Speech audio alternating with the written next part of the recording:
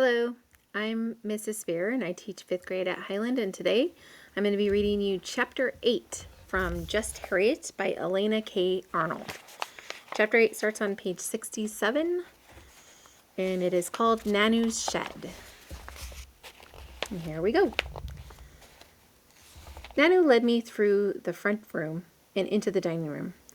She went over to the big wood and glass cabinet that was built into the far corner. She opened the bottom set of drawers and pulled out a big rectangular wooden box. It looked heavy. "This is something very special," she said. "Something I wouldn't trust just anyone with." She set the box down on the dining table and gestured to me to open it. I had to admit, I felt a little bit excited. As I cracked open the box, I could see the inside was lined with green velvet. It looked expensive. And sure enough, it was full of silverware. Boring old forks and spoons and knives, not even sharp knives, the dull kind for spreading butter. I looked over at Nanu. Was she joking or something?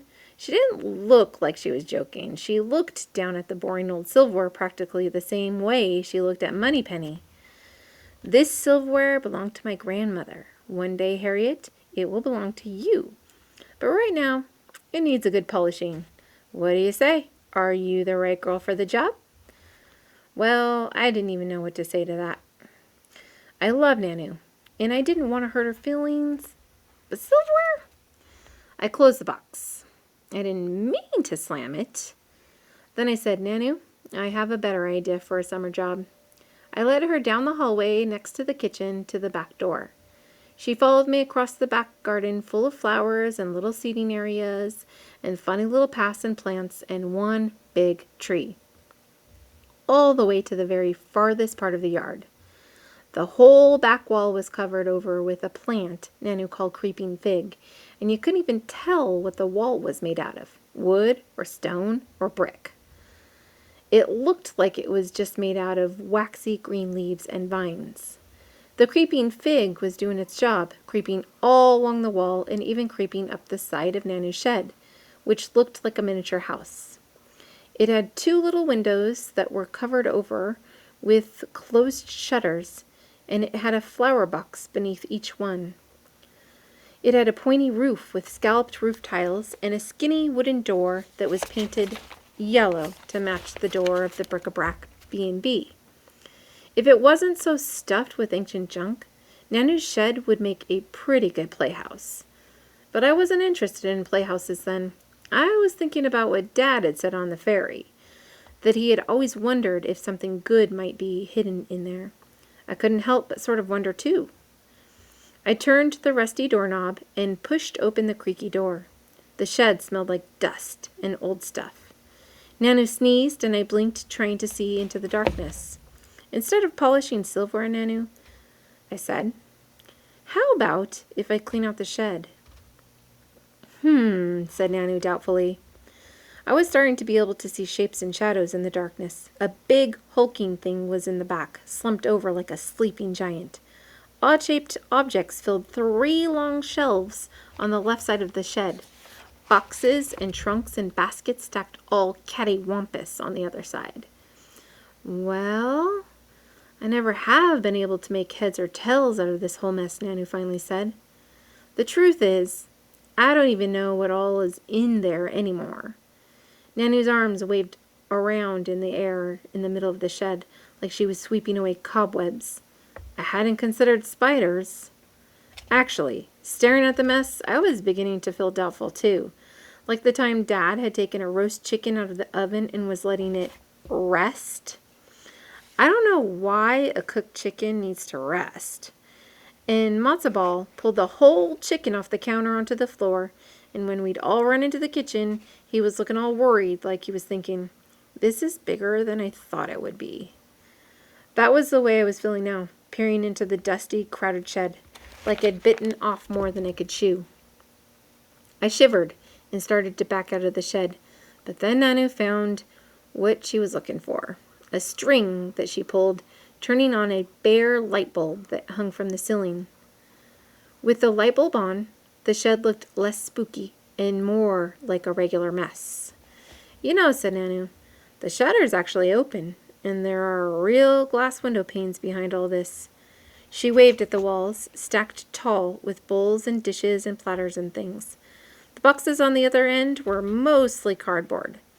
A few wooden crates mixed in. Anything could be in them. The big giant shape thing was probably a piece of furniture covered with an old tarp splashed with paint of all different colors. I guessed it was just an old chest of drawers, but who could say? I was starting to feel excited again.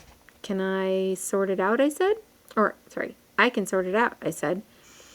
I wasn't sure if that was the truth or a lie. I'll separate out the broken stuff from the good stuff and organize it into piles. Well then, Nanu said, I'll leave you to it. Try not to make a great big mess in the main part of the yard. The guests like to sit out there in the evenings. And if you find anything really special, or if you need help with anything heavy, you just give me a holler. Then Nanu headed back to the B&B, leaving the shed door wide open. That was a good thing about Nanu. She wasn't one of those grown-ups who thought that just because a person was a kid, that meant they couldn't do things, like cleaning out a shed or being trusted not to mess stuff up. I like that about her. Well then, I said, just like Nanu had, only I wasn't talking to anybody but myself. Let's see what the giant really is, first thing. I went over and grabbed the tarp with both hands. In my mind, I imagined myself yanking it off in one fell swoop, revealing whatever was underneath all dramatically. But in real life, the tarp got snagged on something. I had to scooch a bunch of boxes out of the way so I could fit behind the thing and figure out what the problem was.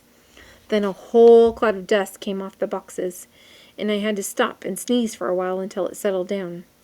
Finally, I found the problem. The tarp was stuck on a nail that was sticking out a little ways from the back of whatever the thing was.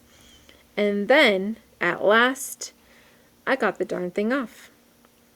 And there it was. Exactly what I guessed it would be. An old dresser, 3 drawers high and 2 drawers wide, all scratched up and ugly. 2 of the drawer handles were broken, and 1 was missing altogether. That made me feel like giving up.